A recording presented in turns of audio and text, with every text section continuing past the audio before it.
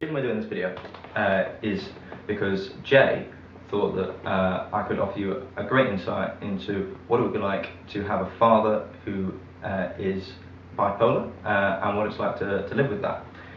This is a mental illness, aptly for this series, that I've been dealing with indirectly for my entire life.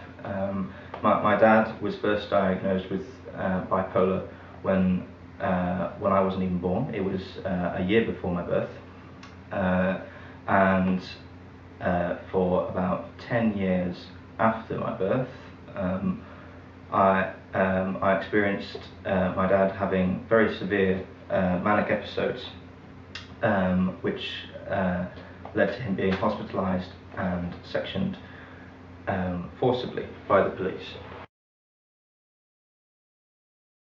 It's important to realise about someone who's bipolar that, as with any mental illness, it's not always there and active, and you're not always having an episode of it. So just like in depression, someone could be dealing with depression, and then a month later they'll be themselves again. With my dad, he would usually have an episode lasting around 3 months, and then he'd be well again.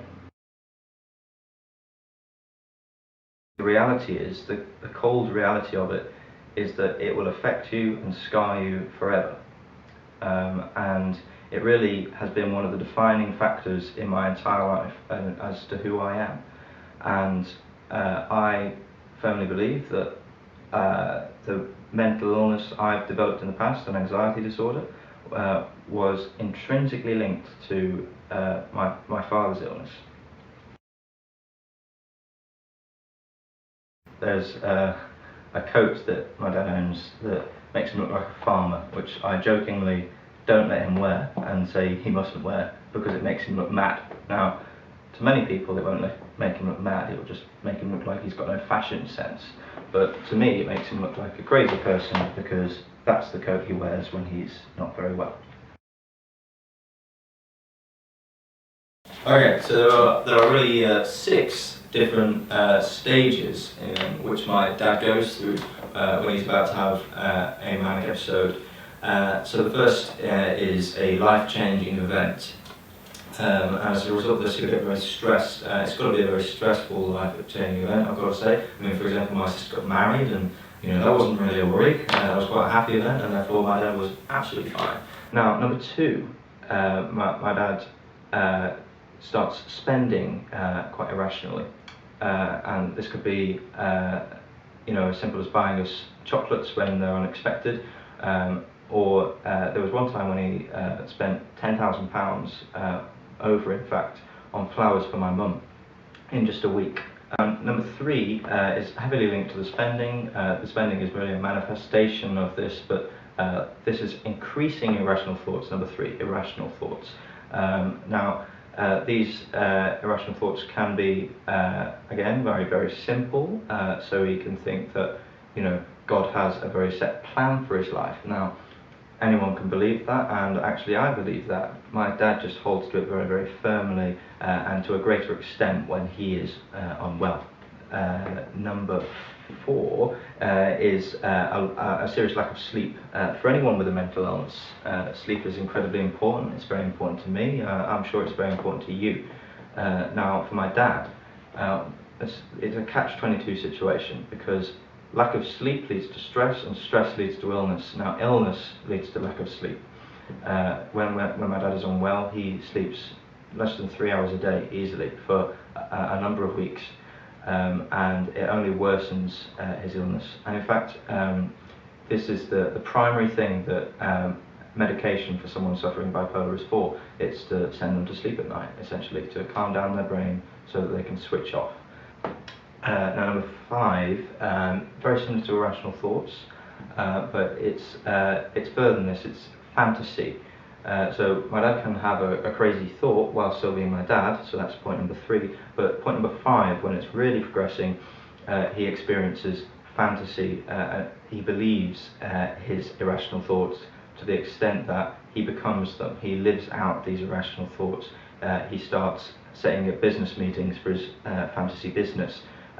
He starts really spending money towards this fantastical aim, and everything he does is in some way pointing towards that end goal, which is making a hydrogen car, making a supercomputer. Now the final stage, which really lets you know that it's kind of a lost cause, I'm afraid, when it comes to my dad. He becomes paranoid, and he doesn't allow anyone to know what he's doing, and he's very secretive. Once he reaches this stage, that's when the authorities start taking it seriously, because frankly it gets a bit dangerous. Well, my mum actually said something quite helpful, I suppose, for this, to help you understand. It really demonstrates the tension that you can have between faith and insanity, because in many ways faith is a little bit mad. Now, what she said was, the Bible verse, I can do all things through God who gives me strength, is the ultimate madman's verse. It's the belief that you can do literally anything via the power of God. When we tell my dad that he's being ridiculous and he can't possibly ever do any of these things, he can easily turn around to us and say, but I can do all things through God who gives me strength. I have to say resoundingly yes. My dad became a Christian just after his first manic episode. He's based his entire life and his faith on a point in time which he believes he was completely insane for. Now, he's described this religious experience to me, and he believes the religious experience part of it was genuine. I believe that God entered his life and provided him with a knowledge of him. What I don't believe is that there was any truth in my dad's vision or visions that he had while he was unwell. Of course, there's no way to know. It just seems incredibly unlikely. I had a kind of rebirth of faith, if you like, during my anxiety disorder. I sort of doubted for a long time. Throughout my anxiety disorder, I found myself increasingly relying on God, to the extent that I look back and see that my relationship with him while I was unwell was significantly better than it is now. I believe that mental illness can be a significant blessing to anyone, because I believe God uses terrible experiences to develop us as human beings and to develop faith within us. You may be able to tell, for me, this is all very funny, because it's my ridiculous father doing ridiculous things. And I'm not embarrassed at all, because it's not him, it's not who he is. And when I say ridiculous father, I mean ridiculous with a capital R. My dad is very different when he's well, which is what makes it so funny. He's quite reserved, he's quite a funny man, quite outspoken sometimes, but generally quite reserved and quite quiet. And then he becomes this socialite. Probably the strangest thing he's ever done in his fantasy he tried to buy a Boeing 747, and he actually got quite far into negotiations about that. Of course, there is a darker side to all of it, because he left us financially crippled. We've really had to dig deep to get ourselves out of this financial mess, and of course there is a terrible stress about not knowing where he was, and that was difficult for all of us. And what's particularly upsetting, I suppose, is that he wasn't upset.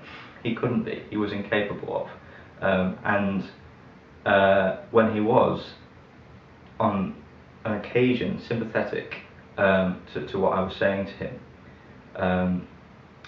It was very poignant, and I think I'll remember it for the rest of my life, because you had this man who was incapable of sadness,